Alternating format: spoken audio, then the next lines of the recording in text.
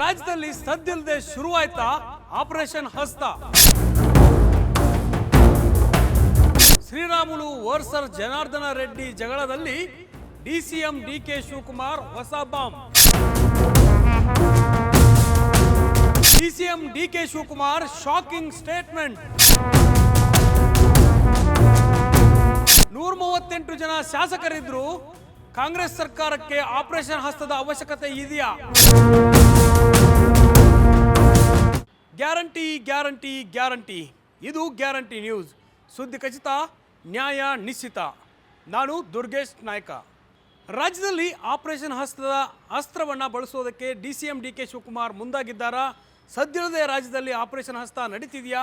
ಇಂಥ ಹಲವು ಪ್ರಶ್ನೆಗಳಿಗೆ ಕಾರಣ ಆಗ್ತಾ ಇರೋದು ಡಿಸಿಎಂ ಡಿಕೆ ಶಿವಕುಮಾರ್ ಹೇಳಿರುವ ಒಂದು ಹೇಳಿಕೆ.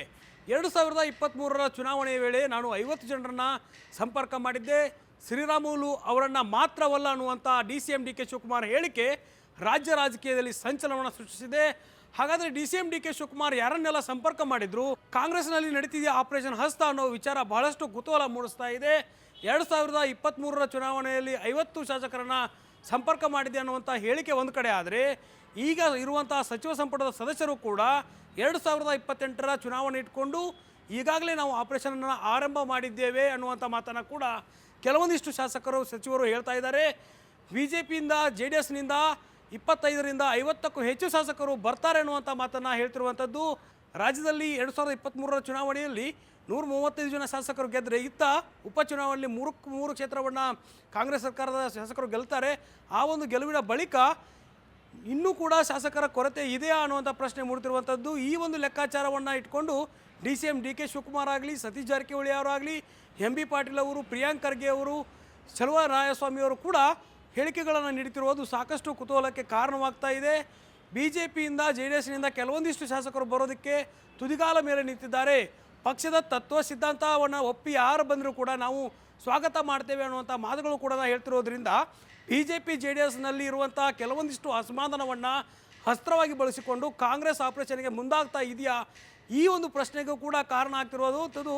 BJP ಅಸಮಾಧಾನ, ಕೆಲವೊಂದಿಷ್ಟು ವೀಕ್ ಇರುವಂಥ ಕ್ಷೇತ್ರಗಳಲ್ಲಿ BJP JDSನ ಶಾಸಕರನ್ನ ತಂದು 2028ರ ಚುನಾವಣೆಯನ್ನು ಗೆಲ್ಲಬೇಕು ಅನ್ನುವಂಥ ಕನಸನ್ನು ಕಾಂಗ್ರೆಸ್ ನಾಯಕರು ಕಾಣ್ತಿದ್ದಾರೆ. 2028ಕ್ಕೂ ಕೂಡ ರಾಜ್ಯದಲ್ಲಿ ಕಾಂಗ್ರೆಸ್ ಸರ್ಕಾರವೇ ಆಡಳಿತಕ್ಕೆ ಬರಬೇಕನ್ನುವ ನಿಟ್ಟಿನಲ್ಲಿ ಈ ಒಂದು ತಂತ್ರವನ್ನು ಮಾಡ್ತಿದ್ದಾರೆ ಅನ್ನುವಂಥ ಮಾತುಗಳು ಕೂಡ ಕೇಳಿಬರ್ತಾ ಇರುವಂಥದ್ದು. ಡಿಸಿಎಂ ಡಿಕೆ ಶಿವಕುಮಾರ್ ಅವರ ಹೇಳಿಕೆ ಇದೀಗ ಸಾಕಷ್ಟು ಚರ್ಚೆಗೆ ಗ್ರಾಸವಾಗ್ತಿದೆ. 2023ರ ಚುನಾವಣೆಯಲ್ಲಿ 50 ಜನರ ಸಂಪರ್ಕ ಮಾಡಿದ್ದೆ ಅನ್ನೋದರ ಬೆನ್ನಲ್ಲೇ MB ಪಾಟೀಲ್ ಅವರು ಕೂಡ ಈ ಒಂದು ಹೇಳಿಕೆಯನ್ನು ನೀಡಿದರು. ಸತೀಶ್ ಜಾರಕಿಹೊಳಿ ಅವರು ನೇರವಾಗಿಯೇ ಹೇಳಿದರು, ಕೆಲವೊಂದಿಷ್ಟು ವೀಕ್ ಇರುವಂಥ ಕ್ಷೇತ್ರಗಳಲ್ಲಿ, ಅದರಲ್ಲೂ ಕೂಡ ನಮ್ಮ ಕಾಂಗ್ರೆಸ್ ಅಭ್ಯರ್ಥಿಗಳು ವೀಕ್ ಇರುವಂಥ ಕ್ಷೇತ್ರಗಳಲ್ಲಿ BJPಯಿಂದ ಬರುವಂಥ ಕೆಲವೊಂದಿಷ್ಟು ನಾಯಕರನ್ನು ತಂದು ಗೆಲ್ಲುವ ಕನಸನ್ನು ಕಾಣ್ತಿದ್ದಾರೆ ಅನ್ನುವಂಥ ಮಾತನ್ನು ಕೂಡ, ಲೆಕ್ಕಾಚಾರವನ್ನು ಕೂಡ ಕಾಂಗ್ರೆಸ್ ಹಾಕಿಕೊಂಡಿದೆ ಅನ್ನುವಂಥ ಮಾತನ್ನು ಇಲ್ಲಿ ಕೇಳಲಾಗ್ತಾ ಇತ್ತು. ಹಾಗಾದರೆ DK ಶಿವಕುಮಾರ್ ಅವರು ಯಾರನ್ನೆಲ್ಲ ಸಂಪರ್ಕ ಮಾಡಿದ್ರು ಅನ್ನೋದನ್ನು ನೋಡೋದಾದರೆ, ಮೊಟ್ಟ ಮೊದಲಿಗೆ ನಮಗೆ ಲೆಕ್ಕಕ್ಕೆ ಬರುವುದು ಶ್ರೀರಾಮುಲು ಹೆಸರನ್ನು ನೇರವಾಗಿಯೇ DK ಶಿವಕುಮಾರ್ ಅವರು ಹೇಳಿದ್ದಾರೆ. ಅದರ ಜೊತೆಗೆ DK ಶಿವಕುಮಾರ್ ಅವರು ಶ್ರೀರಾಮುಲು ಅವರ ಜೊತೆಗೆ ಕೆಲವೊಂದಿಷ್ಟು ನಾಯಕರ ಹೆಸರುಗಳನ್ನು ಕೂಡ ಇಲ್ಲಿ ಉಲ್ಲೇಖ ಮಾಡಿರುವಂಥದ್ದು. ಅವರ ಹೆಸರುಗಳನ್ನು ಹೇಳುವಂಥ ಪ್ರಯತ್ನವನ್ನು ಮಾಡ್ತಾ ಹೋಗ್ತೀನಿ. ಯಾಕಂದರೆ 2028ರ ಚುನಾವಣೆಗೆ ಈಗಿನಿಂದಲೇ ಒಂದು ತಂತ್ರವನ್ನು ಹುಡ್ತಿರೋದ್ರಿಂದ ಹಿಂದೆ 2023ರಲ್ಲಿ ಯಾರನ್ನೆಲ್ಲ ಸಂಪರ್ಕ ಮಾಡಿದ್ರು, ಇದೀಗ ಈ ಒಂದು 2028ರ ಒಳಗೆ ಅದರಲ್ಲೂ ಕೂಡ ಕಾಂಗ್ರೆಸ್ ಪಕ್ಷವನ್ನು ಯಾರೆಲ್ಲ ಸೇರ್ತಾರೆ ಅನ್ನೋದನ್ನು ನೋಡೋದಾದರೆ, ಮೊಟ್ಟ ಮೊದಲಿಗೆ ಹೆಸರಿಗೆ ಕೇಳಿ ಬರ್ತಾ ಇರುವಂಥದ್ದು GT ದೇವೇಗೌಡ ಅವರು. GT ದೇವೇಗೌಡ ಅವರು CM ಸಿದ್ದರಾಮಯ್ಯ ಅವರ ಮೂಡಾ ಕೇಸಿನಲ್ಲಿ ಇದ್ದಾಗ ಕುಮಾರಸ್ವಾಮಿಯವರ ವಿರುದ್ಧವೇ ಮಾತಾಡಿದರು, JDS ನಾಯಕರ ವಿರುದ್ಧವೇ ಮಾತಾಡಿದರು. ಅದರ ಜೊತೆಗೆ ಹರೀಶ್ ಗೌಡ ಅವರ ಪುತ್ರ, GT ದೇವೇಗೌಡ ಅವರ ಪುತ್ರ ಹರೀಶ್ ಗೌಡ ಅವರು ಕೂಡ ಕಾಂಗ್ರೆಸ್ನನ್ನು ಸಂಪರ್ಕ ಮಾಡಿತ್ತು ಅನ್ನುವಂಥ ಹೇಳಿಕೆಯನ್ನು ನೀಡಿದರು. ಹರೀಶ್ ಗೌಡ ಆದಮೇಲೆ ST ಸೋಮಶೇಖರ್ ಮತ್ತು ಶಿವರಾಮ್ ಹೆಬ್ಬಾರ್ ಅವರು, ಶಿವರಾಮ್ ಹೆಬ್ಬಾರ್ ಮತ್ತು ST ಸೋಮಶೇಖರ್ ಅವರು BJPಯಲ್ಲಿದ್ದಾರೆ. BJPಯಲ್ಲಿದ್ದರೂ ಕೂಡ ಕಾಂಗ್ರೆಸ್ನ ಪರವಾಗಿ ಕೆಲಸವನ್ನು ಮಾಡ್ತಿದ್ದಾರೆ, ಕಾಂಗ್ರೆಸ್ನ ಕಾರ್ಯಕ್ರಮಗಳಲ್ಲಿ ದಿನನಿತ್ಯ ಕಾಣಿಸ್ಕೊಳ್ತಾರೆ. ಅದರ ಜೊತೆಗೆ ಕಾಂಗ್ರೆಸ್ ಪರವಾದ ಹೇಳಿಕೆಗಳನ್ನು ನೀಡುವ ಕೆಲಸವನ್ನು ಕೂಡ ಮಾಡ್ತಾನೆ ಬಂದಿದ್ದಾರೆ. ಹಾಗಾದರೆ ಇವರ ಬಳಿಕ JDSನಿಂದ ಕೆಲವೊಂದಿಷ್ಟು ನಾಯಕರು ಕೂಡ ಇರುವಂಥದ್ದು. ಅದರಲ್ಲೂ ಕೂಡ ಪ್ರಮುಖವಾಗಿ ನಾವು ಗಮನಿಸಬೇಕಾದ್ರೆ ಸಮೃದ್ಧಿ ಮಂಜುನಾಥ್ ಅವರು ಕೂಡ ನೇರವಾಗಿ ಒಂದು ಹೇಳಿಕೆಯನ್ನು ನೀಡಿದರು. ನಮ್ಮ ಕುಮಾರಸ್ವಾಮಿಯವರು ನಮ್ಮನ್ನು ಕಡೆಗಣಿಸ್ತಿದ್ದಾರೆ ಅನ್ನುವಂಥ ಮಾತನ್ನು ಹೇಳಿ ಸಮೃದ್ಧಿ ಮಂಜುನಾಥ್ ಅವರು ಕಾಂಗ್ರೆಸ್ ಕಡೆ ಒಲವನ್ನು ತೋರಿಸಿದರು. ಇತ್ತ JDSನ ರಾಜ್ಯಾಧ್ಯಕ್ಷರು, ಕೋರ್ ಕಮಿಟಿ ಸದಸ್ಯರು ಎಲ್ಲರೂ ಕೂಡ ವಿರೋಧವಾಗಿ ಮಾತಾಡ್ತಿರುವಂಥದ್ದು ಶರಣುಗೌಡ ಕಂದುಕೂರು ಅವರು ಕೂಡ ಸಾಕಷ್ಟು ಈ ವಿಚಾರಕ್ಕೆ ಸಂಬಂಧಪಟ್ಟಂತೆ ಈಗಾಗಲೇ ಮಾತಾಡಿರುವಂಥದ್ದು. ನಾವು ಈ ಹಿಂದೆ 2023 ಚುನಾವಣೆಯಲ್ಲಿ ಕೆಲವೊಂದಿಷ್ಟು ಜನರು ಕಾಂಗ್ರೆಸ್ಗೆ ಬಂದ್ರಲ್ಲ ಬಿ ಜೆ ಪಿಯಿಂದ, ಅದನ್ನು ಕೂಡ ಗಮನದಲ್ಲಿಟ್ಕೊಂಡು ನೋಡಬೇಕಾಗತ್ತೆ.